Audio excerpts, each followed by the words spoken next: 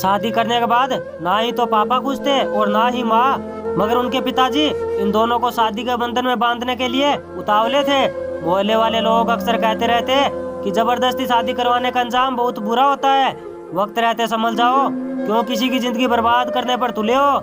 लेकिन उन्होंने एक ना सुनी और दोनों की शादी करवा दी। अंजाम से बेपरवाह ईश्वर ने मुझे माँ और पापा के बीच घर वालों के ख्वाबों मासूम चेहरा देकर पैदा कर दिया। घर वालों का ख्याल था कि अब मैं पैदा हो चुकी हूँ, अब शायद दोनों एक दूसरे के करीब आ जाएंगे, पहले की तरह दोनों में दूरियां मिट जाएगी। लेकिन घर वालों का यह ख्वाब बनकर ही रह गया। जैसा उन्होंने सोचा था वैसा कुछ भी नहीं हुआ। अभी मेरी उम्र सिर्फ 7 साल ही हुई थी कि पापा ने माँ को घर से निकाल दिया। माँ मुझे अपने साथ लेकर नानी के घर रहने आ गई और कुछ वक्त गुजरने के बाद पापा ने माँ से तलाक भी ले लिया। पापा की जिंदगी पूरी तरह वीरान सी हो चुकी थी। तलाक के बाद मेरी परवरिश को लेकर माँ और पापा बहुत परेशान हो चुके थे, क्योंकि कुछ दिन मुझे पापा के यहाँ और कुछ दिन माँ के पास रहना पड़ता था। इसके चलते मुझे कभी माँ बाप का प्यार नसीब ही नहीं हुआ। पहले पापा ने मुझे माँ से अलग कर दिया, फिर जमाने ने मुझसे मेरी माँ को ही छीन लिया। जब पापा ने माँ को तलाक दिया उस वक्त उनकी उम्र मुश्किल से 21 साल भी नहीं होगी। माँ दिखने में बहुत ही खूबसूरत थी, इसलिए जवान लड़की को उनके माँ बाप घर में कब तक बैठाए रखते। उनकी दोबारा किसी अच्छे लड़के को देखकर शादी करवा दी। माँ को देखकर ऐसा लग रहा था कि अभी तक कुंवारी ही बैठी हो। शादी करने के बाद मेरी माँ को ससुराल की खुशी दोबारा से मिल गई और उनके मायके वालों ने भी कुछ चैन की सांसें ली। मगर मुझे क्या मिला? मेरी जिंदगी तो शादी करने के बाद भी बर्बाद ही रही। जब दूसरे बच्चों को उनकी माँ की गोद में बैठे देखती तो दिल में एक अलग ही खुशी महसूस होती, मगर माँ बाप का प्यार मुझे नहीं मिल सका। मेरे सारे ख्वाब अधूरे से रह गए। अगर कभी कभार प्यार मिल भी जाता तो भी वो खुशी जो दूसरों को देखकर मिलती थी मुझे ना मिल पाती। पापा मेरी जवानी को लेकर बहुत परेशान रहने लगे। एक नन्ही बच्ची की परवरिश करना आसान नहीं होती। मर्द के लिए पैदा करना तो आसान है, मगर उनको खिला पिला कर बड़ा करना बहुत ही मुश्किल काम होता है। पापा अपने सास ससुर से कहने लगे कि इसे तुम अपने पास रख लो। मैं नानी के जिगर का टुकड़ा थी, इसलिए पापा की बात सुनते ही मुझे अपने पास रखने के लिए मान गई। मेरा बाप मुझे अपनी नानी के घर पहुंचा दिया, लेकिन नानी से एक शर्त रखी। मेरे आने की खुशी में नानी हर एक शर्त पूरा करने को तैयार थी। पापा कहने लगे मैं इसे यहाँ छोड़कर तो जा रहा हूँ, मगर कल को आप इसकी माँ के साथ उस घर में मत भेज देना, क्योंकि पापा नहीं चाहते थे कि मैं उस सौतेले बाप के घर में रहूं। नानी ने खुशी खुशी हामी भर दी, लेकिन एक बात तो थी, पापा मेरी हर तीसरे चौथे दिन खबर लेते रहते थे और मैं जमाने की ठोकरें खाने से बच गई। नानी को भी मेरे वापस घर आने से सुकून मिल गया। जब इस बात के बारे में माँ को पता चला तो बिना देर किए मुझे मिलने ससुराल से मायके आ गई। मुझे सामने देखकर खुशी के आंसू रोने लगी। मैं भी बहुत खुश हुई। माँ नानी से जिद करने लगी कि मुझे अपनी बेटी को साथ लेकर जाना है, इसके बगैर दिल बेचैन सा रहता है।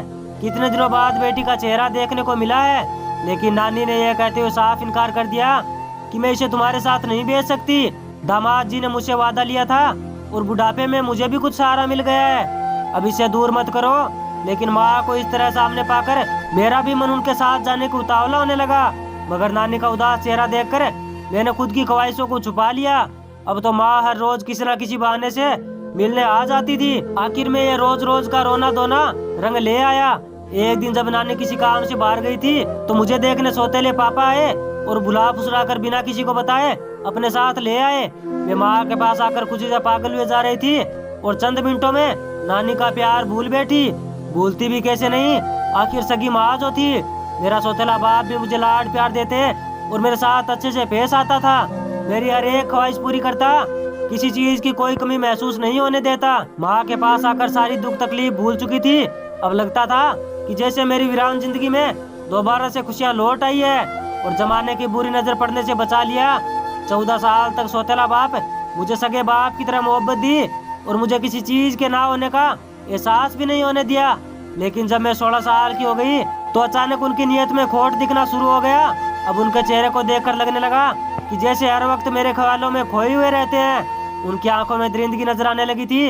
अब मुझे अपने सौतेले बाप से डर लगने लगा था। उसकी तरफ देखने से भी दिल में अजीब से घबराहट महसूस होने लगी।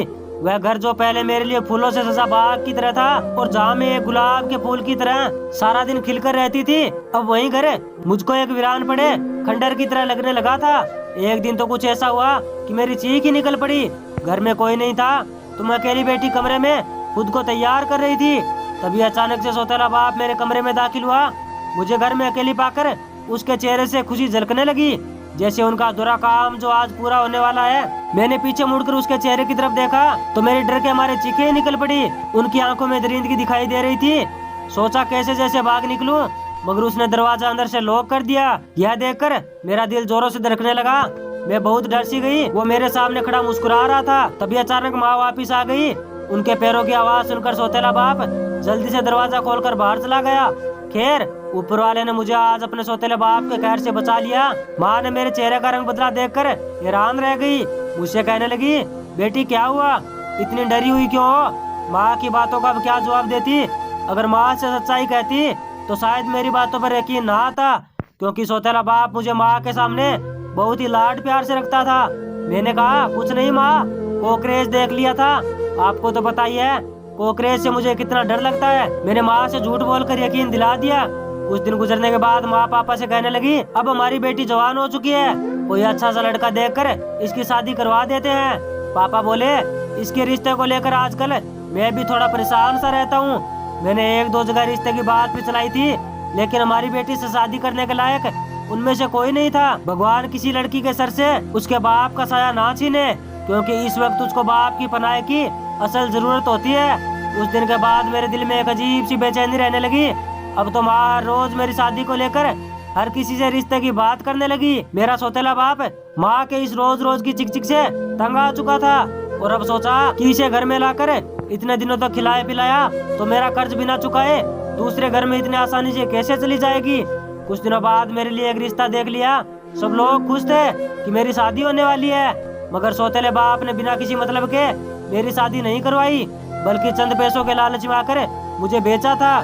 जो मुझे लेकर गया उस शख्स का नाम मयंक था, और उसका भाई एक कोठे पर दलाल था। यहाँ तक कि उसका भाई भी लड़कियों का सौदा करता था। मयंक के भाई ने कहा कि इसे कुछ दिनों के लिए मुझे सौंप दो, ताकि इसके खरीदने के पैसों की भरपाई कर सकें। मयंक कहने लगा, ये सही रहेगा, लोग इसके जिस्म के खूब पैसे भी देंगे। अब मैंने समझ लिया था कि अभी और कयामत का पहाड़ टूटना बाकी है। मयंक के सौदा करने की बात सुनी तो मैंने फैसला कर लिया कि इस नरक की गंदगी में गिरने के बजाय यहाँ से भाग जाना ही बेहतर है। एक दिन मौका पाकर मैं मयंक के घर से भाग निकली, मगर भागकर कहाँ तक जाती। मैं कुछ दूर भागने के बाद थकान से चकनाचूर होकर सड़क के किनारे बेहोश होकर गिर पड़ी, और जब मुझे होश आया तो मैंने खुद को पुलिस स्टेशन में पाया। यह देखकर मेरे रोंगटे खड़े हो गए और मैं सोचने लगी, मुझे यहाँ किसने ला कर रखा है। तभी मुझे होश में देखकर एक महिला कांस्टेबल मेरे पास आई और कहने लगी, अब ठीक तो हो ना? मैंने हैरानी से पूछा, मुझे क्या हुआ? मैं तो बिल्कुल ठीक हूँ, मुझे यहाँ किसने ला कर रखा है? उसने कहा, घबराओ मत, तुम यहाँ सुरक्षित हो। ये बताओ, इतनी रात में सड़क के किनारे बेहोशी की हालत में कैसे पड़ी थी? मैंने उससे सारी आप बीती कहानी बताई कि मुझे मेरे सौतेले बाप ने पैसों के लालच में आकर एक कोठे वाले को बेच दिया था, और वो मुझसे लोगों की ख्वाहिश पूरी करवाना चाहते थे, तो मैं मौका पाकर वहाँ से भाग निकली।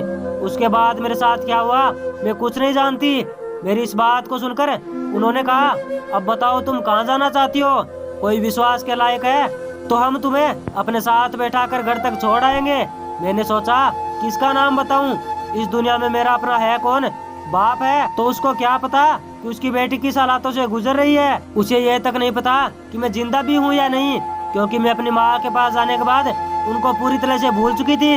मेरे सगे बाप ने कई बार मुझसे मिलने की कोशिश भी की, मगर साथ ले जाने के डर से माँ के आंचल में छुप गई। उन बातों को आज 17 साल बीत चुके थे, शायद उनको तो मेरा चेहरा तक याद नहीं होगा। काफी देर सोचने के बाद अचानक मुझे मामा का ख्याल आया। वो अक्सर अपने परिवार के साथ शहर में रहते थे। मैं कभी कभार बचपन में उनके पास चली जाती थी। मैंने उनसे कहा कि मुझे मेरे मामा के पास जाना है। उन्होंने नंबर पूछा, मगर मैं तो पढ़ी लिखी भी नहीं थी, फिर नंबर कैसे बताती? मगर मुझे वो जगह आज भी याद थी जहाँ मामा जी रहते थे। मैंने उन्हीं के पास जाने की ख्वाहिश कर दी। उन्होंने मुझे गाड़ी में अपने साथ बैठाया और मामा के घर तक पहुँचा दिया, और मुझसे बयान लेकर वापिस चले गए। मामी जी मुझे देखते ही भागकर मेरे पास आई और मुझे अपने सीने से लगा लिया। मैं जोर जोर से रोने लगी। मामा शायद घर पर नहीं थे। रोते हुए मामी को सब कुछ बता दिया। वो कहने लगी, अब शांत हो जाओ, तुम्हें यहाँ कहीं से नहीं जाने दूंगी, अपने पास ही रखूंगी। मेरे मामा जी का एक दोस्त वकील था, जो उन्होंने मेरा केस लिया और मेरे सौतेले बाप को उसके किए की सजा दिलवाकर मेरा मयंक से पीछा छुड़वा दिया। कुछ दिन अपने साथ रखने के बाद मेरे मामा जी ने शहर के एक अच्छे से खानदान में मेरी शादी करवा दी। शादी तो क्या थी, बस नाम की शादी थी। मैं घर से विदा होकर ससुराल चली गई।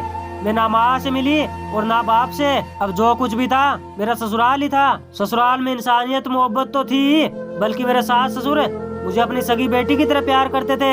मेरा पति छोटी मोटी नौकरी करके घर का खर्चा चलाते थे। मेरी सास मुझसे हमेशा कहती रही, मैंने जैसी बहू लाने की सोची थी तुम बिल्कुल वैसी ही निकली। मैं ससुराल में बहुत खुश थी। कुछ दिन गुजरने के बाद मेरी सास ने मुझे घर का काम करते से मना कर दिया, क्योंकि मैं पेट से हो गई थी और हमारे यहाँ एक बेटी की पैदाइश हो गई। उसके आने से मेरे पति की एक अच्छी कंपनी में जॉब लग गई।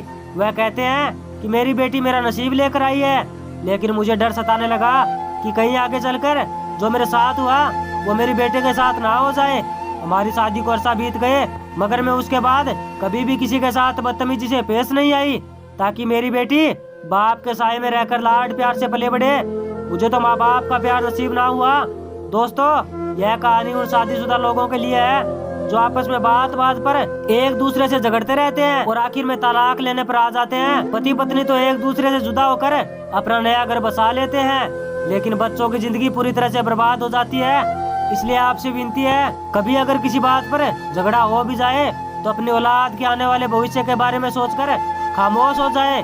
एक दूसरे की गलतियों को भुलाकर प्यार और मोहब्बत से जिंदगी गुजारे, ताकि मेरी तरह किसी मासूम लड़की की जिंदगी तबाह ना हो सके। क्या बेटी होना पाप है? क्या बेटियां अपने माँ बाप का बुरा चाहती है?